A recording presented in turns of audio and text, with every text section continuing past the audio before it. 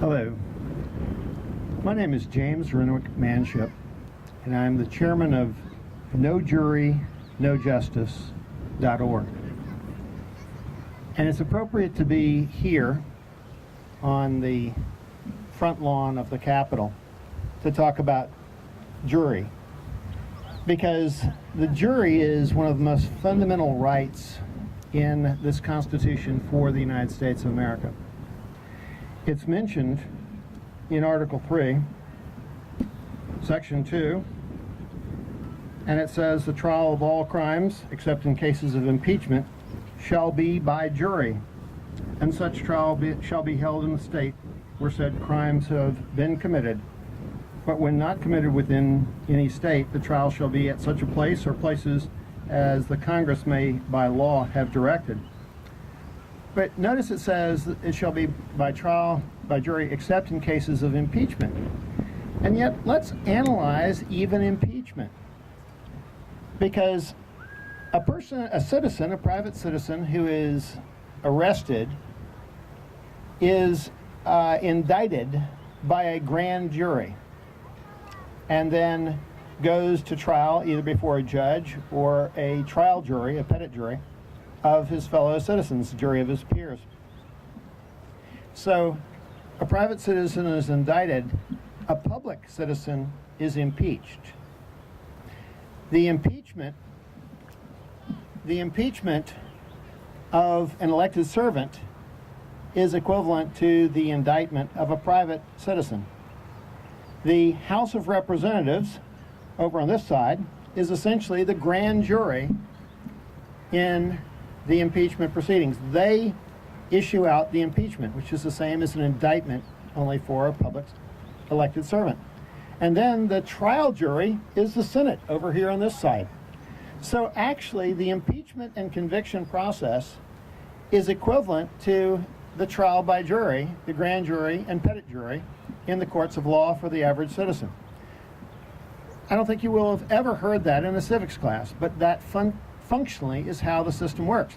Now think about it, because if a public servant is to be tried by a jury of his peers, it's going to be other elected servants or other public servants, not us, poor unwashed average citizens. So the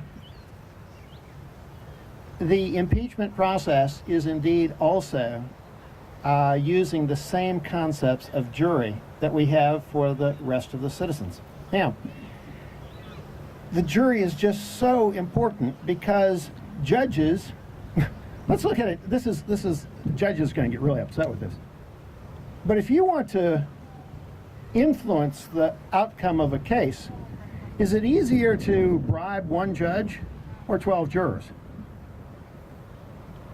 Now, of course, judges are not going to really appreciate that possible analogy, but it happens.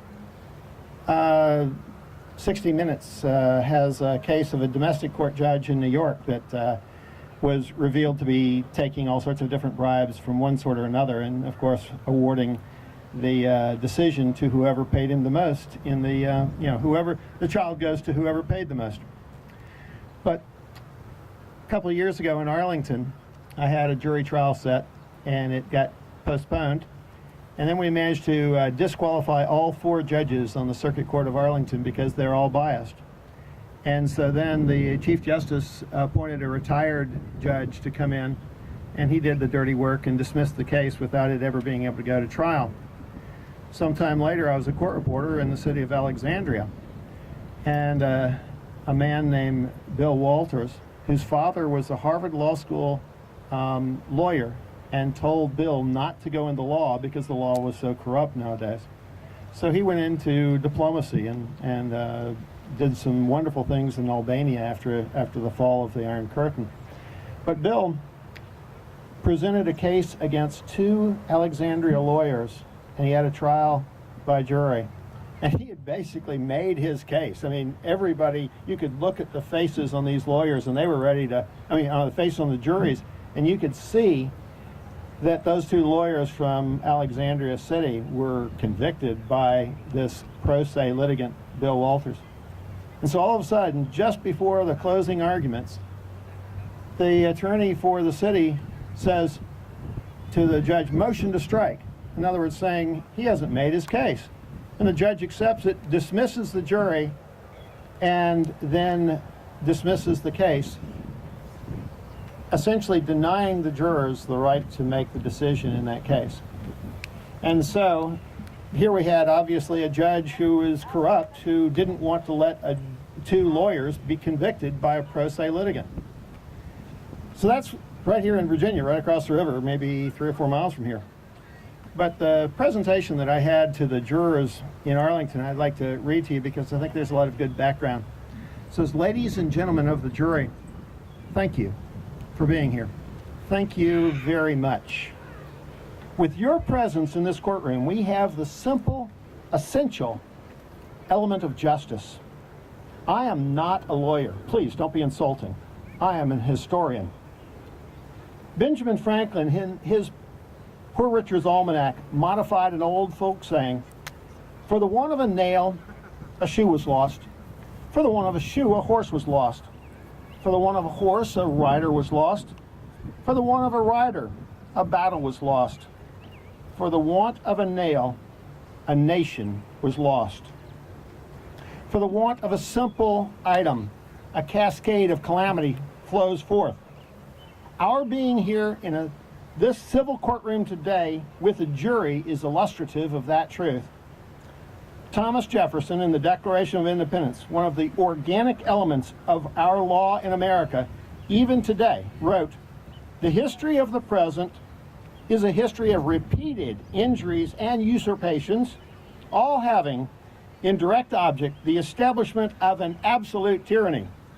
And he continues to say, for depriving us in many cases of the benefits of a trial by jury. Our forefathers fought a revolution to earn our right, your right, and my right to have a trial by jury and other rights of due process and civil procedure. The right of a jury, trial by jury, is enshrined in this Constitution for the United States of America in Article 3, Section 2. The trial of all crimes shall be by jury. Yet that right was extended by the Bill of Rights to civil cases as well. Article or Amendment 6 is for criminal cases, and Amendment 7 is for civil cases, where is proclaimed, in suits at common law, the right to trial by jury shall be preserved. In 2004, Virginia Court of Appeals Judge Arthur Kelsey wrote about the framers' legal philosophy in an issue of Virginia Lawyer magazine. To them, the jury was no procedural formality, but a fundamental reservation of power in our constitutional structure. Just as suffrage, or voting, ensures the people's control, ultimate control, in the legislative and executive branches, jury trial is meant to ensure their control in the judiciary. Let me say that again. Jury trial is meant to ensure their control in the judiciary. That is, their being the citizens' control of the judiciary is accomplished by jury trial. In Virginia, the Bill of Rights is placed first as Article 1 of the Constitution of Virginia, before the rest of the Constitution, to establish its preeminence in importance. Wherein Section 11, the second paragraph, says that in controversies respecting property in suits between man and man, trial by jury is preferable to any other and ought to be held sacred. In Williamsburg, Virginia, at the National Center for State Courts, with its Center for Jury Studies that has a branch office right across the river on Wilson Boulevard in Arlington, they quote Founding Father Thomas Jefferson yet again. Jefferson says, I consider trial by jury as the only anchor ever imagined by man by which government can be held to the principles of its Constitution. Again, I consider trial by jury as the only anchor ever yet imagined by man by which government can be held to the principles of its Constitution. In other words, held to be restrained from violating our rights as citizens. You have probably heard the saying, a man who represents himself has a fool as a client. Likely that saying came to you from a lawyer or secondhand from a lawyer. The true saying is a bit different. The two came from a lawyer, one who never went to law school, a man who was a repeated failure in life in one venture after another until he finally turned his life around and succeeded. Lincoln was that man, that lawyer, Abraham Lincoln. However, as an historian, I researched the saying of Lincoln to learn that he said, a lawyer who represents himself has a fool as a client. Not any citizen, but a lawyer. The question we should then ask is, when? When did he become a fool? When he became a client or when he became a lawyer? Amen. Thank you very much. Now, that's sort of the end of the first thing, but a few years ago, in, I think it was 2002, and then 2003, I put together a petition for Virginia, and I'd like to share that petition with you. It's also on jury rights. The question of the petition is, should a citizen have the right to demand a jury trial in all cases, including cases of child custody? It then explains that the Bureau of Justice Statistics of the U.S. Department of Justice in 1999 study reveals that a jury finds for the plaintiff 49% of the time, about equally fair to both plaintiff and defendant, while a judge sides with the plaintiff 62%, providing some illustration of judicial bias of some 13%. And that does not include judge rulings in domestic cases where the judicial bias for the plaintiff is considered to be far more. So the question to you is, yes, I agree, the citizen should have a right to trial by jury in a child custody case. Let me read that again. Yes, I agree, a citizen should have the right to a trial by jury in a child custody case. The alternative is no, I don't agree. The petition to reclaim the right to jury trials for Virginia citizens. Whereas Thomas Jefferson, in the Birth Certificate of America, our Declaration of Independence, in his inspired document of freedom, wrote wise words on one tyranny of his time, a tyranny also seen in our time. He wrote, "The history of the present is a history of repeated injuries and usurpations, all having in direct object the establishment of an absolute tyranny, for depriving us in many cases of the benefits of trial by jury. And whereas the Supreme Court of the United States over 50 years ago in 1953 noted that a parent's right in children are rights more precious than any property right." That's May versus Anderson, 73, Supreme Court 843, 1953. And whereas the Williamsburg, Virginia-based National Center for State Courts, with its Center for Jury Studies, quotes Thomas Jefferson on its website. Quote, "I consider trial by jury as the only anchor ever yet imagined by man by which government can be held to the principles of its Constitution. And being some lawyers say the Constitution has never seen the inside of a divorce courtroom or a domestic courtroom where the precious right of time with one's child is decided. And whereas, contrary to the rich tradition of rights of Virginia citizens to trial by jury, according to Supreme Court of Virginia caseload statistics, out of near 34,000 divorces per year, judges allowed 6 or fewer jury trials per year. Out of 34,000 cases, 6 or less jury trials in domestic cases. proving the fact of judicial tyranny, where the history of the present courts of Virginia has been to deprive us in many cases of child custody or divorce, formerly called issues out of chancery, of the benefits of trial by jury.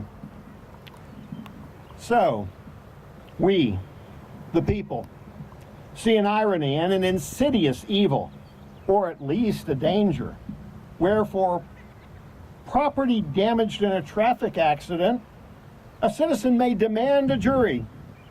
But for a parent-child relationship damaged by divorce, judges deny a mother or a father's right to a trial by jury through judicial misuse of the laws of Virginia to abuse parents. Code of Virginia, Section 8.01-336, was titled Jury Trial of Right, Waiver of Jury Trial, Court-Ordered Jury Trial, Trial by Jury of Plea in Equity, Issue out of Chancery, where child custody or divorce were issues out of Chancery. And Part E stated, 8.01-336E, issue out of Chancery, changed to suit on equitable claim. In any suit on an equitable claim, the court may, of its own motion or upon motion of any party, supported by such party's affidavit, that the case will be rendered doubtful by conflicting evidence of another party, direct an issue to be trialed before an advisory jury. These changes were passed right before the close of the session on the 11th of March in the year of our Lord 2005. Continuing, whereas the phrase "the court may" defines what judges call a permissive right. Yet a permissive right is no right at all, but rather a privilege to be bestowed or withheld at the whimsy or wish of a judge, making for the establishment of an absolute tyranny, for depriving us in many cases of the benefits of trial by jury. And whereas the citizen's right to a trial by jury of his or her peers is a most valuable right, a right enshrined in the Constitution for the United States of America and the Constitution for Virginia, in the first 10 amendments known as the Bill of Rights in the U.S. Constitution, both Article 6 for criminal cases and Article 7 for civil cases, whereas proclaimed in suits at common law, the right to trial by jury shall be preserved. And whereas in Virginia, the framers placed the Bill of Rights as Article 1 of the Constitution of Virginia before the rest of the Constitution to establish its preeminence in importance, wherein Section 11, the second paragraph, states that in controversies respecting property and in suits between man and man, which of course would include woman and man, trial by jury is preferable to any other and ought to be held sacred. The General Assembly may limit the number of juries for civil cases in courts of record to not less than 5. And whereas Virginia Appeals Court Judge D. Arthur Kelsey reminds Virginia citizens of the framers' belief, to them, the jury was no mere procedural formality, but a fundamental reservation of power in our constitutional structure. Just as suffrage ensures the people's ultimate control in the legislative and executive branches, jury trial is meant to ensure their control in the judiciary. Yet, the child custody and divorce court judiciary is out of control. And legal scholars would say the judiciary do not want the people to control their own destiny or to control their own justice. Whereas the court's duty is not efficiency or helping lawyers make money. The duty is justice. A judge may have heard it all before, so not listen carefully to the facts of a particular case. A jury provides justice, as the framers well knew. A jury is an inviolate right of every American citizen, too often denied in Virginia. In the past 10 years, Virginia Supreme Court statistics show a nearly 50% reduction in jury trials in both civil and criminal cases, an alarming trend hostile to liberty. In the now abolished chancery courts by Senate Bill 1118, passed in the closing days of the 2005 session of the General Assembly, there is a high of 6 jurors in about 34,000 cases. Citizen taxpayers have a good reason to consider the cost of impaneling juries for child custody and divorce cases. There are such a large portion of the cases in Virginia courts. However, the life cycle costs of justice and equity for both parents in the divorce courts, and even more, the resultant reduction in juvenile delinquency rates, will be a wise investment in the future of children, and thereby an investment in the Commonwealth of Virginia.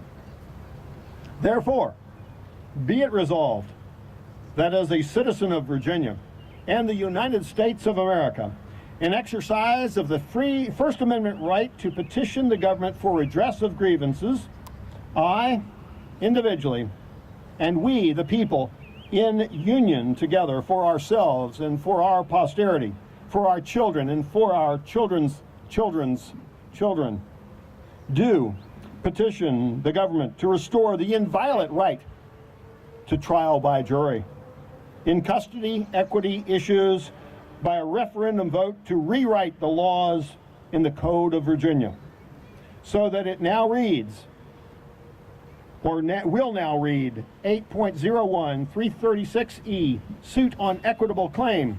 In any suit on equitable claim to include a suit of child custody or support amount determinations or divorce equitable distribution, the court shall direct an issue to be tried by a jury, not merely an advisory jury opinions, but whose decisions are binding upon the judge, upon the court's own motion or motion of any party, with the cost for the jury trial to be apportioned to the parties or the counsel for the party where 8.01 271 issues apply, as the jury may decide. 8.01 271.1 is basically misconduct by the lawyer. So if a lawyer is exhibiting misconduct in the court and the jury decides so, the lawyer can get to pay for the jury trial.